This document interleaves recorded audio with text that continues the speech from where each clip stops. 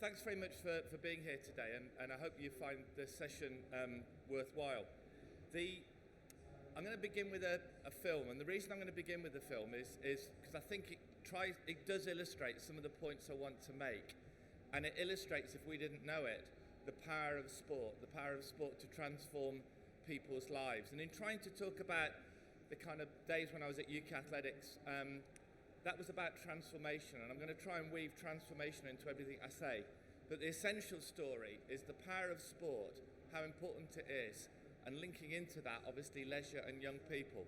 So the video I'm going to show was produced by Seb Coe's team in the build-up to the bid to host the Olympic and Paralympic Games in London.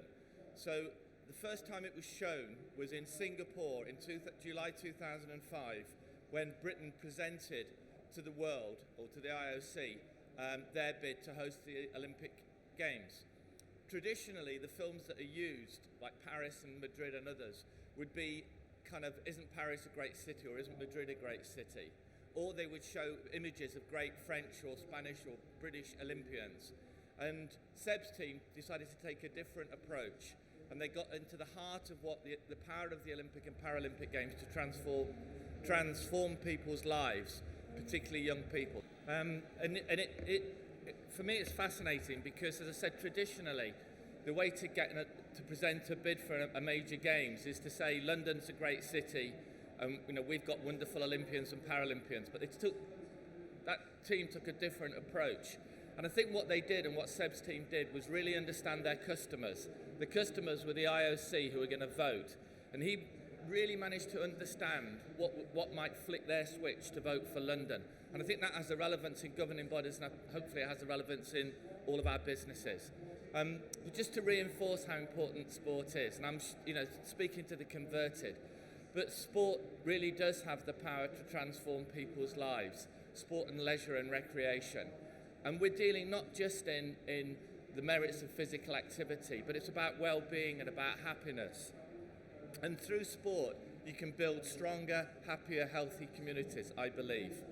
Having talked about health, I was just going to sort of begin with a story. Radzi and I were talking before, and we were talking about getting towards the end of your career and getting injured and all this sort of stuff. And it kind of reminded me of a true story about an injury that I had. And it's partly about the injury, but partly about sometimes a little bit of knowledge is dangerous. Many years ago, in the 1970s, I got a bad back and I couldn't get a diagnosis. And I eventually went off and saw an orthopedic surgeon. And he gave me a diagnosis. He did an x-ray and he said, "You've got a sacralization." And I was really pleased because it was a proper name for an injury. And I said, "Well, what does that mean?" And he then said, "You've got, down your spine, you've got a thing called, you've got your vertebrae. And coming out of each vertebrae is a thing called a transverse process. And at the bottom of your back, you've got your sacrum." And he said, "The transverse process of your fifth lumbar vertebrae is attached to your sacrum, and it shouldn't be. It's creating a resistance. So there's nothing you can do about it. You're just going to have to live with it." But anyway, I thought it was a great injury and a great sort of explanation. So I went home, saw my wife Linda, and she said, "How'd you get on?" I said, "I've got a sacralization." She said, "Oh dear, that sounds a shame. What does that mean?" I said, "The transverse process of my fifth lumbar vertebrae is attached to my sacrum." Great. Go down my club. They say, "How are you getting on, Dave?" "Oh, I've got a bad back." "What's the problem?" "I've got a sacralization." "Well, that doesn't sound very good." "What is it?" "Transverse process of my fifth lumbar vertebrae is attached to my sacrum." My wife, who was a teacher at the time, goes into school and they say, "How's your Dave doing?" I said, "Oh no, he's got a bad back." "What's the problem?" "He's got a sacralization." And this is when sometimes a little bit of knowledge is dangerous. So they said, "What does that mean?" He said, "Oh yeah, no, the transverse process of his fifth lumbar vertebrae is attached to his scrotum." So, whenever athletes complain about injuries, all right, they've got nothing on me, the injury I had. I'm here to talk about, I was asked to talk about something that happened in 1997, which was when I became the chief executive of what was then called the British Athletic Federation. And after 2 weeks, it went bankrupt. And I guess in the leisure industry, there are companies that go bankrupt or go close to bankruptcy and then reinvent themselves and emerge out of that stronger. So I'm going to talk about that, if it's okay. But I'm going to try and sort of weave in other elements that relate to athletics and hopefully other elements that relate to the leisure industry. And because we've got till 10:30 and we're quite a small group, I'm also going to try and leave plenty of time for questions if that's relevant.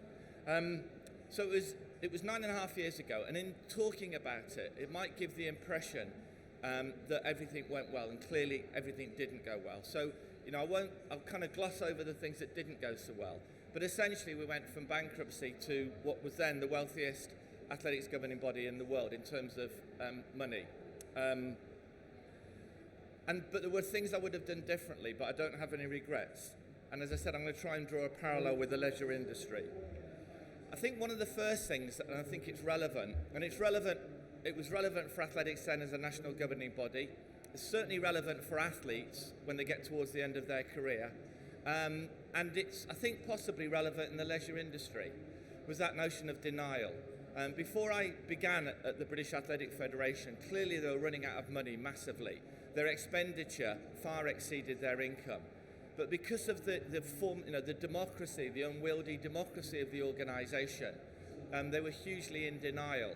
And I think that was one of the first learnings, is that because the federation had a classic crisis, that is, of going bankrupt.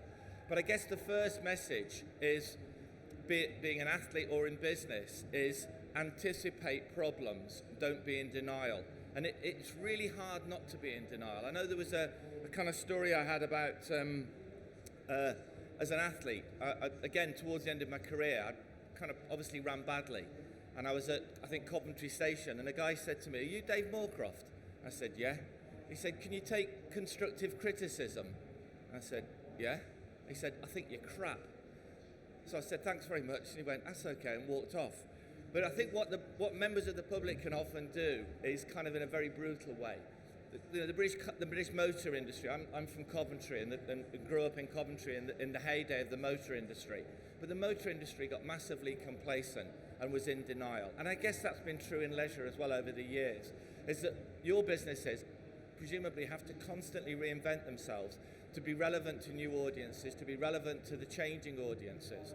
But as I said, the power of sport and physical activity is immense, not just to impact young people's lives, but people like me getting older and hopefully living longer. I suppose the point when denial became a real kind of awareness that something had to be done was those moments you have in life that are kind of oh shit moments.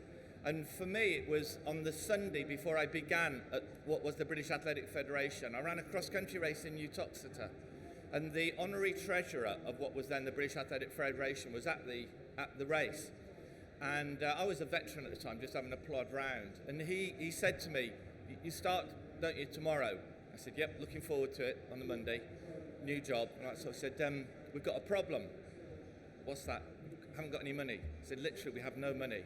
He said, "If you like, I'm sure it'd be totally understandable if you don't start because we have no money."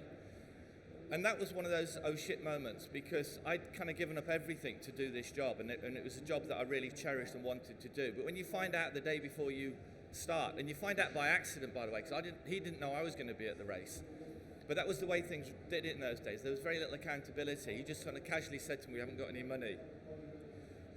But the first 2 weeks were amazing. And again, I don't want to talk negatively, but it's an incredible range of emotions when you go from what are we going to do about being bankrupt to is there a glimmer of hope and can we get out of this? Now, the parallel in athletics clearly is when you get injured and you think your career's finished, but you meet a surgeon that gives you hope, and then you have that kind of determination to recover, etc., etc. Again, another parallel, I think, with the oh shit moment. In London 2012, it was the most successful GB Olympic team and Paralympic team ever. Many gold medals, silvers and bronzes. In 1996, there was a similar crisis in British sport, when at the Olympic Games in Atlanta, the whole of the British Olympic team, all sports, only got one medal, and that was a rowing pairs that Steve Redgrave was in, one gold medal. It was a crisis for British sport. Lottery funding was invented, and support to elite athletes, a real focus on their preparation came in place. But for me, that kind of moment, that 2 weeks, was quite amazing. The other oh shit moment I was going to refer to that I think changed my life was again a negative one. I competed in my last Olympic Games in Los Angeles, and I went into the race as the world record holder, but I came last. And I got an injury, and I was really struggling through the heats in the semi-final, but I won't bore you with the detail, but essentially I came last. And not just a little bit last, but a long way last. But I came off the track absolutely devastated, and I didn't know what to think. I used words like disaster and tragedy, which are completely inappropriate. My little son, who was about 4 at the time, was watching the race. He was in the stands with my wife. And after the race, he'd watched his dad go further and further back. In fact, he was 3. And after the race, I met my wife. She didn't know what to say. Met my coach. She didn't know what to say. And my little lad just turned to me. He said, "Daddy," he said, "why wouldn't those other men run with you?" And I thought I completely agreed with him. But the relevance of the story is that, in a sense, that was my crisis moment, my oh shit moment. What am I going to do? My life isn't worth living, etc., etc. But I then had about a 9-month period when I wasn't able to run. I went over to Germany to have an operation, and the operation took a long time to recover. And I remember vividly going for a little jog in a place called Memorial Park in Coventry. And I went for a little jog, probably a minute or two, and it was one of the most enjoyable minutes exercise I've had for years. And what I did then was rediscover my love of running. And it changed my life. It was the moment when I really discovered that I ran because I loved running. Trying to win Olympic medals or breaking a world record was a bonus, but essentially my love of running was about the fact that I could do it, and that was really important. So the next stage after the denial and the oh shit moment is the are we going to give it a go? And we tried to do things in a different way. And one of the things we did do was actually try to invest in young talent. And ironically and coincidentally, Jenny Forbes sitting there was a student who'd just come out of, I think, Nottingham University and came to us as a young graduate.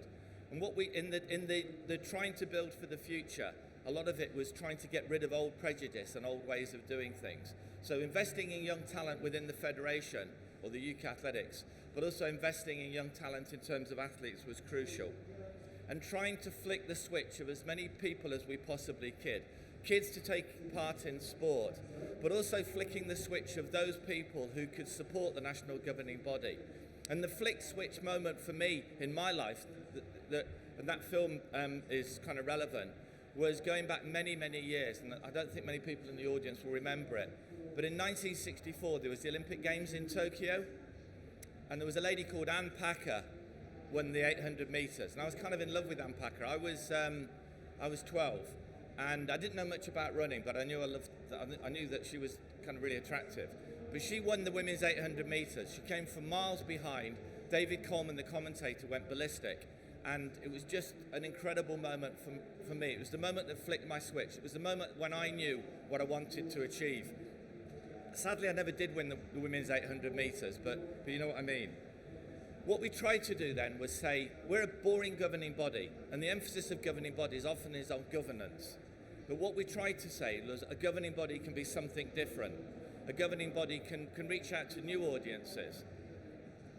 And governing bodies can do things in a different way. They don't have to be full of overly complicated democracies.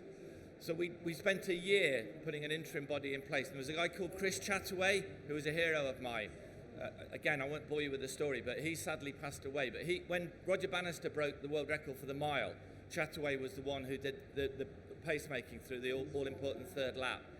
Later on that year, he broke the world 5,000 metre record. So he and I had always shared. We're one of only 3 Brits that ever did that. The other one was a guy called Gordon Pirrie. So Chris Chataway and I became good friends. He was an amazing person, and he chaired the interim body that was UK Athletics. And we went on a bit of a mission. And first part of dealing with the consequences of having got rid of lots of people, making them redundant, was creating a small team of like-minded people who felt they were on a mission. And again, I think, hopefully your businesses never get in that situation. But the power of having a small team of like-minded people. Jenny was part of that after about a year, who really feel they're on a mission, really feel they're valued, and really feel they've got something to offer, was very, very important. We called in favours, there was a company called McKinsey who did sort of transitional management projects. There was a woman who worked there who used to be an athlete, and we got them to kind of go through a process with us of trying to reorganise the organisation and repurpose the organisation. One of the things we did try and do was recognise our strengths, but also recognise what we couldn't do. So, again, one of the first things to do was that traditionally the Federation runs its own events, but that can be incredibly costly, particularly if they're not going well. So there's a former athlete called Alan Pascoe who just sold his business in sports marketing, and he created a company called Fast Track, which is now part of the group that Seb co-chairs, Chime. And their single mission was to get money for the Federation and to put on new and different events in a new and different way. But we also rode our luck. And again, I think that's really important, is seeing when situations arise that can be to your advantage and then making the best of them. And again, it was quite coincidental. When I started at the Federation in 1997, I'd just come from working for the BBC. So I've been working for the BBC as a kind of pundit, not full-time, but all through athletics season. When I went to the British Athletic Federation, they had a terrible TV contract. It was actually with Channel 4. And there were a series of coincidences that really helped. One was that Channel 4 took cricket off the BBC. Traditionally, it'd be on the BBC. So the BBC had this massive gap in their summer programme. Now, the BBC is the natural home of athletics. The BBC can deliver audiences that no other broadcaster can do, so particularly for a sport like athletics. So we got athletics back on the BBC, domestic athletics, and they covered it brilliantly. And the other kind of bit of luck was that we were looking for a key sponsor, having just gone into administration or come out of it, having got the reputation of being a bankrupt organisation. We were desperate to try and get a sponsor that believed in us. And there was a company called CGU, which was an amalgamation of Commercial Union and General Accident, and they formed a new business called CGU. And what they wanted was profile, and the BBC could deliver profile, so we got CGU as a sponsor, the BBC broadcasting us, and that was brilliant because it created profile. The other kind of bit of luck we had was in 1998. It was the European Championships, and we had great athletes. We had the likes of Ewan Thomas and many others winning European and Commonwealth gold medals. So we had the BBC, a new sponsor, and successful athletes, and that created a platform to build the sport. An element of what we did, and that I think is relevant in athletics terms and hopefully in the business, is try to understand the whole notion of motivation. And again, that's kind of a word that's quite glib. But my old coach was a great motivator. What we tried to do at UK Athletics, the new UK Athletics, was not only motivate the team that we had, and Jenny was part of that, but try and motivate the sport to believe in itself and try and motivate the athletes to believe in ourselves, to try to create a new culture in the sport, not of what's wrong, but what can be achieved. And I think Seb did it brilliantly years later with the Olympics and the Paralympic Games, motivating a nation to unite around a single purpose. But it kind of reminded me of when I first competed for Great Britain back in 1973, what a low opinion we had of ourselves. And the federation and the national team and the national coaches were all about damage limitation. They didn't take risk. I remember the first time I competed for Great Britain in 1973 in East Germany. We knew we were going to get hammered. And it was my first international, and I was on the warm-up track. And the national coach, I kind of looked for him for words of inspiration. And the best he could come up with was, Dave, he said, try not to come last. And I thought that was very much the attitude. And it was the attitude of governing bodies, risk-averse, not outward-looking, doing the bit they enjoy doing, which was governing and rules. And in that motivation was the whole notion of team. And again, I know people rabbit on about that, about the importance of teams. but it is immensely important. If you create a group of like-minded people, then it's an amazing what can be achieved. And probably the best story about team that I experienced when I was at UK Athletics was Kelly Holmes. Now, I don't know how many remember, but Kelly got double Olympic gold in Athens in 2004. Incredible performance, winning 2 Olympic golds at the age of 34. It was amazing. But if you track back, the mid to late 90s, her career was blighted by injury. Right? She was a really talented athlete in the mid 90s who was basically given up by the media and the rest of people because she was constantly injured. And she went to the Olympic Games in Sydney in 2000 and managed to scramble a bronze medal. And it was brilliant. And people thought, fantastic, you got to the end of your career, you've won an Olympic bronze medal, now retire and go and work for the BBC or whatever. But she felt she could go one stage further, but she also recognised that there were bits about her career that were missing. And she asked the Federation, UK Athletics, to trust in her, and luckily we did. And what she did was create a small team around her of people who were experts in the bit that she wasn't. And she is an athlete, although athletics is an individual sport, she is the sort of person that wants to control most things and is incredibly driven. But she also recognises that in many respects she's her own worst enemy. So she created a team of 3 people around her that we helped fund. One was a coach, a lady called Margot, another was a physio, a lady called Alison, and the third was a person who was a conscience, who managed her time and who was a confidant. That's a lady called Zara. And the 3 of them with Kelly went on a mission. And what Kelly did was say, I want to control 90%, say, of what I am as an athlete. But key training sessions, Margot, you tell me, I'll trust you. Alison, as my physio, I'll give absolute trust to you. And Zara, if you think I'm doing things wrong, you've got to tell me. And the 3 of them went on a mission, and it culminated in Kelly, at the age of 34, winning 2 Olympic gold medals in Athens. It was an amazing performance. But for me, it was about that team. Even in individual sport, even in a company that's quite small, it's still about the team and the power of the team. And for me, that leadership is about creating a group of like-minded people who can go on a mission to get together. And it kind of comes back to things I've witnessed in my career, and I was trying to witness things that were transformational in their own way. I'm now, heavily involved in running, which is great.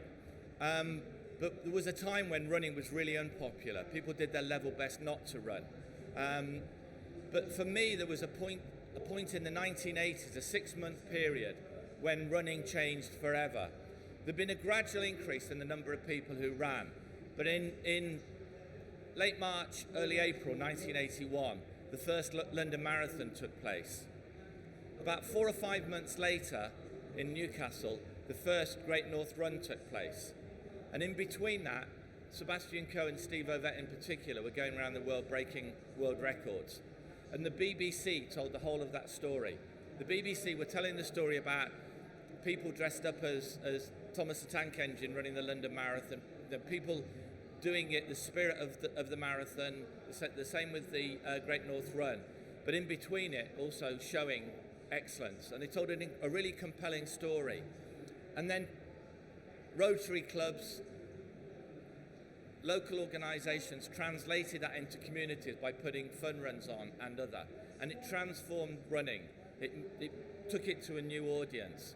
And there were kind of 3 words that came to mind that I think are crucial in terms of Brendan Foster creating the Great North Run, Chris Brasher creating the London Marathon, but anybody that's successful in our industry. And those 3 words are, those people tend to be very insightful. All right, they might not have access to great insight, the stuff that the research that's done, but they're insightful people. But they're also really intuitive. And you have to get that combination between the logical part, when you really understand the detail, the science, the facts, but intuitive, in your heart, what do you think really could happen? And they're also really innovative. And I think in sport, in the life of a governing body, hopefully in our businesses, when you get that combination right, that you get great insight, you believe in intuition, and that you have innovation. You have something really, really strong. And that's been true right across the most impressive people I've come across in my athletics career. Which brings me on to Seb Coe, a guy I spent most of the time chasing. I'd only ever really saw the back of him through the whole of my career. I didn't know what he looked like from the front. But Seb was an incredible athlete, it goes without saying. Double Olympic gold medalist, multiple world record holder, driven to be the best he could, confounded what people believed was possible from a little guy. But I think with the Olympic and Paralympic bid, and then putting on the greatest ever Olympic and Paralympic Games, for me that showed insight, intuition and innovation in spades. You know, I showed it with the bid. It was an incredible bid, and it was coming from way behind. London, there's no way that London was going to win that bid. We had the whole debacle over Wembley and the cancelling of the World Athletics Championships. But what they were able to do was reposition the Olympic and the Paralympic Games, and they really understood and got beneath the surface of their customers, which I'm sure you're trying to do all the time. Seb was used to trying to beat people. What he had to become was used to beating the other bids, but really getting underneath the skin of the customers, i.e. the International Olympic Committee. What could flick their switch? What could make them think? Because London's great, but so is Paris, so is Madrid, so is New York. What would make them just say, London? And that focus, not on London's a great city, or athletics is a great sport, or he was a great Olympian, but on the way it could transform people's lives, the power of the Olympic Games to transform people's lives. Governing bodies don't think that way. Maybe businesses don't. Quite often we're quite short-term in what we look at. Athletes are very short-term. You see it in the context of this season. You often can't see it beyond that. But Seb had that great ability. The other thing he did was, in understanding his customers, he understood how he needed to influence them as well. The International Olympic Committee is a very weird organisation had 100 and odd members coming from all walks of life, but many of them used to be former athletes, former Olympians. So he got famous Olympians and Paralympians, particularly Olympians in this country, who were friends with IOC members, not to go heavily into, say, vote for London, but just to make sure that they rekindled their friendship and kept the dialogue going subtly with Steve Backley. There was a guy called Jan Zalesny, Olympic javelin champion, was a member of the International Olympic Committee. Steve Backley was charged with just making sure you bring Jan now and again, just keep the message sort of favourable and keep him warm to the notion of London. And they won it. They won it after that great video.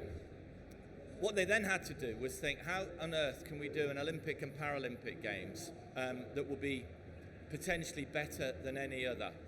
And again, you experienced that, but it was phenomenal. And it was probably the best example I've ever had in British sport, and Pat's here and one or two other people. We are, sport in this country and governing bodies are often at each other's throats and aren't great at cooperating. But in the first instance, there was one single objective, which was an envelope that was going to be opened in Singapore that had to say one word, London. And they got the whole of British sport to unite around what it could do internally, but crucially internationally, to try to get Jack Rogge, the president of the IOC, to open an envelope with the word London on it. Dead simple objective, nothing else. Coming out of that, the next objective was more complicated, put on the greatest ever Olympic and Paralympic Games. Be true to the fact that it was about inspiring a generation, but also true to the fact that it wasn't just about London. It was trying to connect with the whole of the UK. And in fact, it wasn't just about sport. It was trying to reach out to as many people as possible across the UK and the world, and to give as many people as possible their Olympic and Paralympic experience. They did the flame, the torch, in a way that was amazing. No other torch had ever done that, where 99% of the people who carried the torch weren't the great and the good. They were people who'd been nominated by their community because of what they'd achieved in their community. Volunteers who made sport. And I work with volunteers now. Volunteers are incredible in sport. Without volunteers, sport would crumble. They created sport, they created events, they created competitions, they created the Olympic Games in the first instance, and they keep communities going. And Seb and the team realised that. So the vast majority of the people who carried the torch, the 80,000 people who carried the torch, were people from a community, nominated by their community, because of everything they'd achieved for their community. And there was a massive symbolism of those people carrying the Olympic flame. There is only one flame, really, that's the Olympic flame. And for 300 metres, 80,000 ordinary people who'd given a huge amount to build stronger, happier, healthier, more cohesive communities, carried the Olympic flame and everything that flame represented. And the Olympic torch, if nothing else, as it went around the UK, was a wonderful, wonderful way to kick off the Olympic and Paralympic Games. And even if the Olympic and Paralympic Games hadn't been great, the weather had been awful, Britain hadn't done very, very well, many people around the UK remembered the Olympics and the Paralympics because of the torch. It was when the Olympics visited their neighbourhood. And again, I think that was an incredible transformational decision. How you translate that into your businesses, I haven't got a clue. But part of that is two words, I think. The notion of purpose and the notion of choice. Throughout the whole of the Olympics and Paralympics, and I'd like to think in the creation of UK Athletics and what UK Athletics has become now, is that notion of purpose. What are you here for? What are we really about? And it's really difficult to get that in sport because there are kind of infinite demands on finite resources. I'm sure it's the same, that you're pulled in lots of different directions. For a governing body, is it about trying to get more people on the top of a rostrum, or is it about trying to get more people participating? You have so many different divergent opinions. But on the purpose front, that notion of when you believe in who you are, you'll believe in what you do and how you do it. Now that's relevant for a governing body. It's relevant, very relevant for an athlete, and we try and tell young athletes to have that real sense of purpose. When you believe in who you are, you'll believe in what you do and how you do it. And hopefully it's relevant in the leisure and recreation industry. And the second word is choice. Because when you have that clarity of purpose, the choices you make align to that purpose. And for me, the best example, as I said, of that in practice in recent years has been the Olympic and Paralympic Games, both in the bid and in the staging of it. A real clarity of purpose and choices that were made by the team led by Seb, but all of us across the UK making choices to try and make the Olympics and Paralympics come alive. So the final bit of this whole UK athletics story is that notion of reinvention. And again, I could talk about all the things that didn't go well. We had periods when our athletes weren't very successful. There was a great line from a journalist. Paris 2003, the World Athletics Championships, we did really badly as a team. We were dead wealthy as a sport, but we were rubbish on the track, which wasn't ideal, really. And one of the low points was Paris 2003. We only got 3 medals, none of them gold. And there was a journalist who'd written, he was talking about the BBC's coverage, and he said, and now to Paris, where 13 BBC commentators spend 50 hours watching 47 British athletes win sod all at the World Athletics Championships. I thought that was a great line, but it was true. Reinvention, I think, is the final little bit. Really great athletes have the ability to reinvent themselves, either as athletes or in other aspects of their lives. Steve Cram has reinvented himself as, I think, one of the best commentators I've ever heard, doing it so differently to the way David Coleman used to do it. I mean, who knew that he had that talent?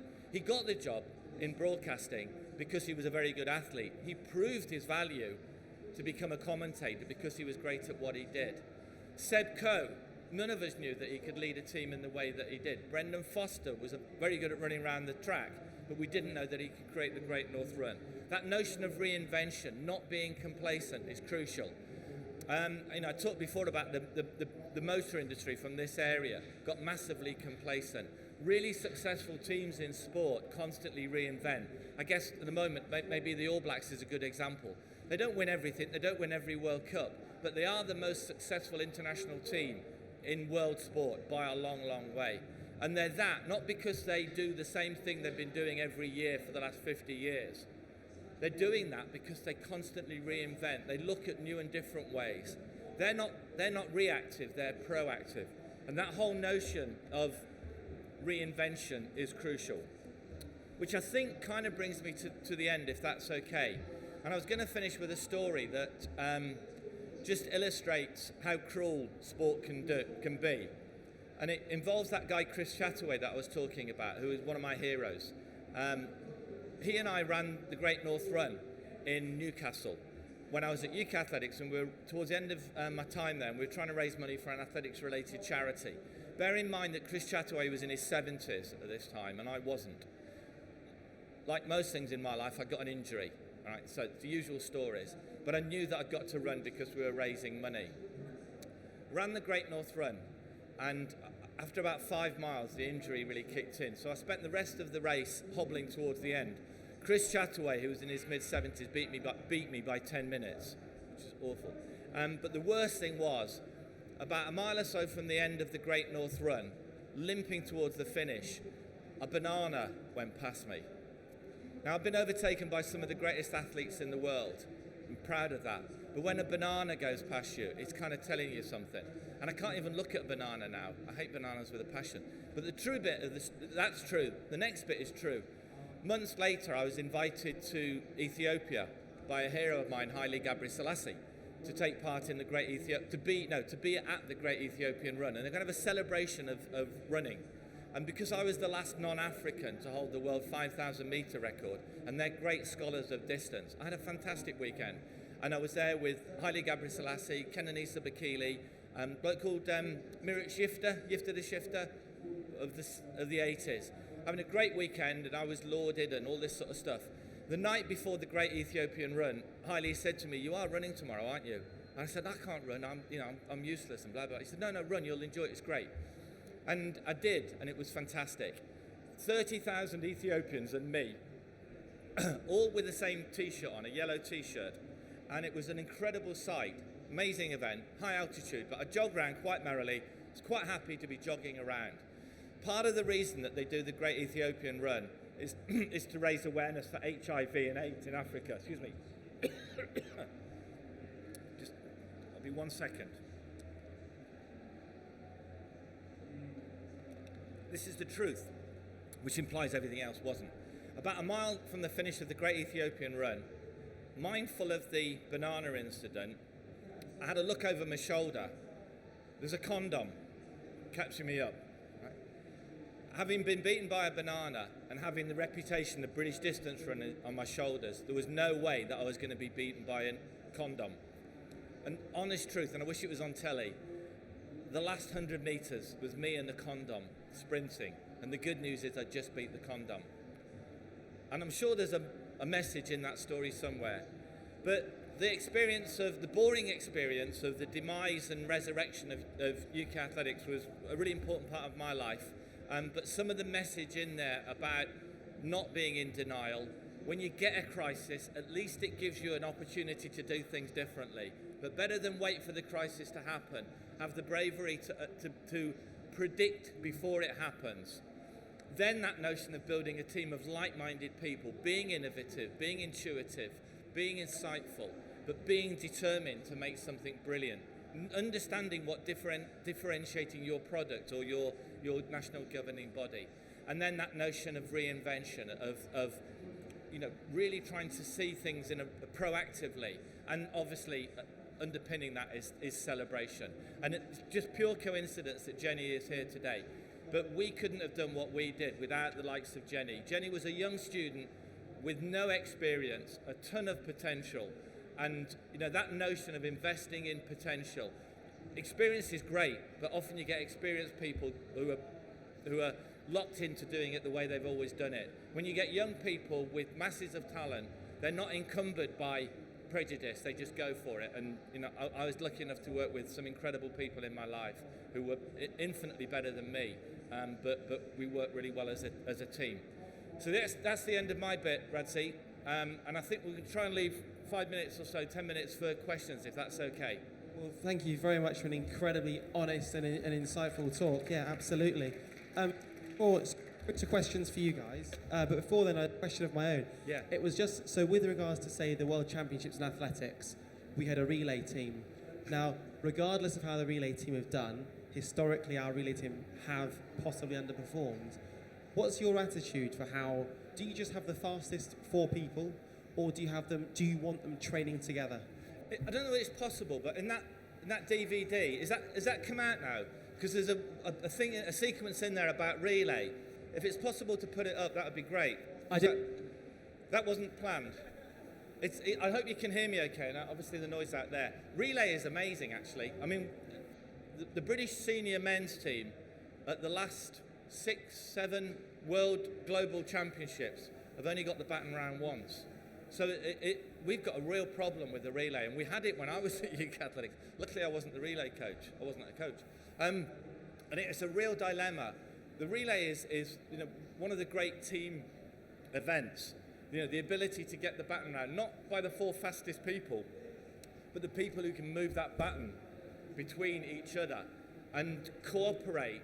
The notion of interdependence, dependency on the incoming runner and the outgoing runner.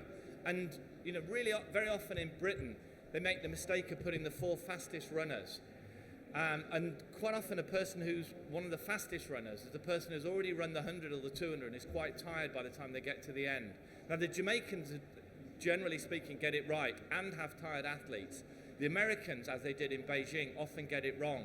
So it isn't about the 4 fastest. If we can get it up, in Athens in 2004, 4 of the slowest sprinters in the world, wrong, the Brits, won the gold medal. And I used that tongue-in-cheek. None of them made it to the final. None of our team of Jason Gardner, Darren Campbell, Marlon Devonish, Mark Lewis Francis made it to the final of their event. The American team, all of them were medalists. 2 golds and 2 silvers and bronze. They were by far faster than the Brits. The Brits, because they'd all been knocked out in the heats, had loads of time to practice. Darren Campbell was a great leader. They had a really good coach, a guy called Steve Perks, who understood what he could do off the track. If we just take it back a fraction. Let's watch it. So it was a magical moment, and it was the night that Kelly Holmes won her 2nd Olympic gold. But to see there and watch them do that, I think illustrated a lot of the points I was trying to make tonight. The Americans by far were fastest. Maurice Green on the last leg. Their changeovers are pretty rubbish. The Brits just got it perfectly.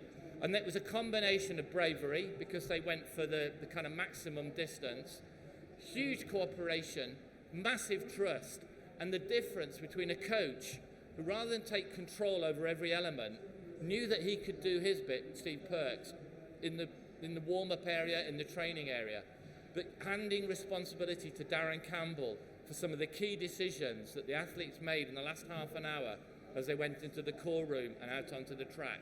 Key decisions about the length of from when the incoming athlete started and the outgoing athlete went off. If they were going to beat the Americans, they had to take a big risk. But that notion of trust in the incoming runner and the trust in the outgoing runner was wonderfully illustrated in that. And now how you translate that into the world of your business, I don't know. But that for me, was a great example in sport of what we're trying to achieve in our working lives. So thanks for the question. I'm pleased to ask that question. Do you guys have any questions? None at all. Okay.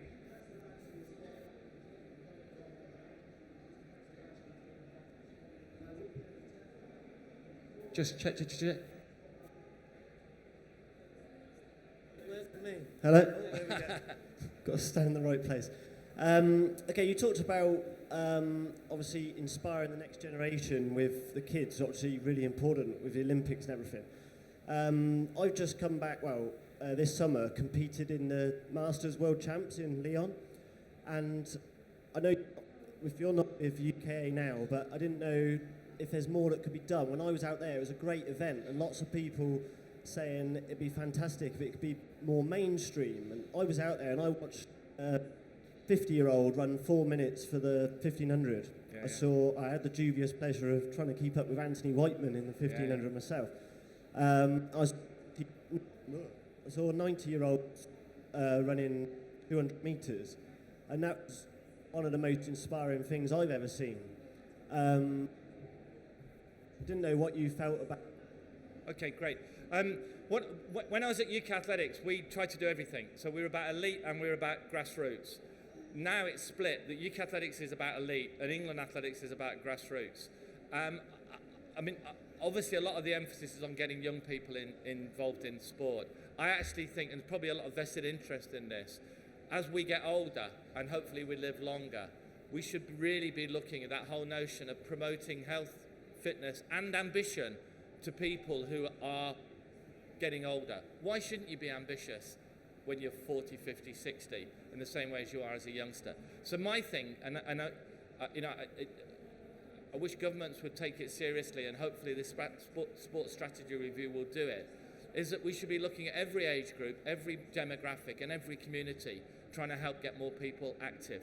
And what I was going to say is that, and it's often overlooked, but is the power of volunteers to do that. You know, a lot of people here are paid to work in the leisure and recreation industry. I was paid to work when I was at UK Athletics. And a lot the paid people determine policy and determine where money is invested.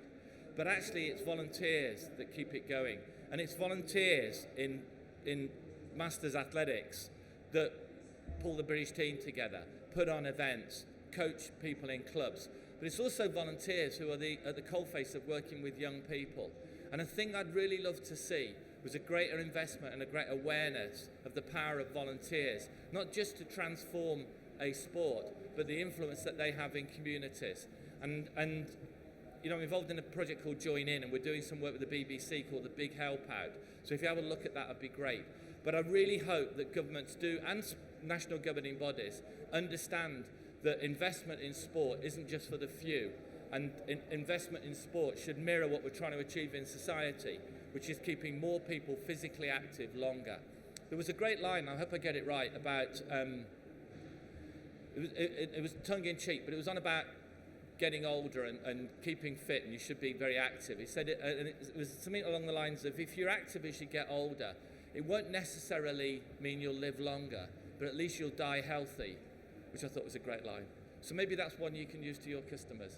But no, I really hope that's the case. And my guess is that if UK Athletics don't take it on, triathlon is really good at it. You know, I don't think you saw, there's the presenter on BBC Breakfast who's just done the World Triathlon Championships in Chicago.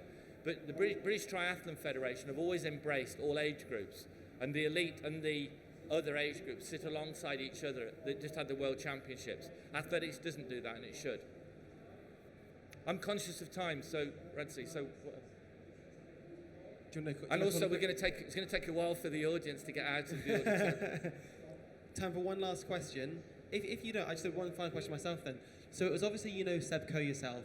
I don't know Seb Coe. He's now going to be the IAAF president. Roll on 10 years, if you were to look back, so he said the Olympics, what a fantastic success. If he does a fantastic job, what would that look like? How would our sport be in 10 years' time? Actually, I think that's a really good question, and I was going to talk about that. I think this is now his biggest challenge, because everything he's done up until now, he's got control over. As an athlete, you have control over what you do. In the Olympic bid, he put his team together. Hosting the Olympics, he put his team together and united everyone around it. International governing bodies are incredibly complex, incredibly unwieldy, really difficult to get consensus, and very political.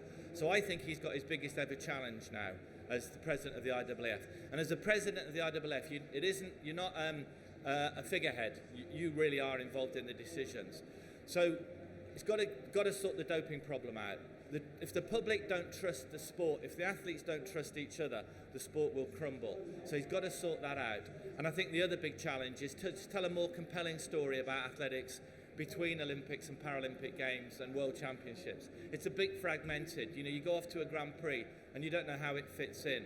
So other sports like cricket have got a lovely, maybe a bit too much, but you know, 2020 was invented as a different product that now appeals to a broader audience. So I think Seb's looking at that. I think the notion of street athletics around the world, you know, taking it into communities. But I think the two big things are, the biggest thing is sorting out the doping thing. And in 10 years' time, if people trust the sport and the athletes trust each other, we'll have a strong sport. And I think it's Seb's biggest challenge, I honestly do. Well, David, thank you very much. And once more, can we give a round of applause?